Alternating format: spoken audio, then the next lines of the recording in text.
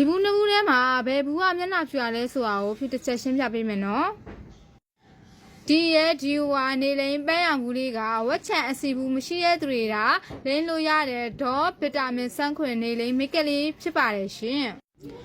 ဒီရဲ့ဒီဝါညာလင်းလေးကတော့မျက်နှာဖြူချင်တဲ့သူတွေနောက်တစ်ခုကဝက်ချန်ရှိတဲ့သူတွေအစီဘူးရှိတဲ့သူတွေဆိုရင်အဓိကထားပြီးတော့ညာဘက်မှာတညာတစ်ကြိမ်မျက်နှာတက်ပြီးတော့ပုံမှန်လိမ့်အိပ်ပါရက်ပိုင်းနဲ့မျက်နှာဖြူပြီးတော့ဝက်ချန်အစီဘူးတွေဆိုရင်လည်းနှစ်ပတ်အတွင်းတိတာတာချက်ပြီးတော့ဝက်ချန်အစီဘူးတွေကိုပြအောင်ကုသပေးတဲ့ညာလိန်ခရင်လေးဖြစ်ပါတယ်ရှင်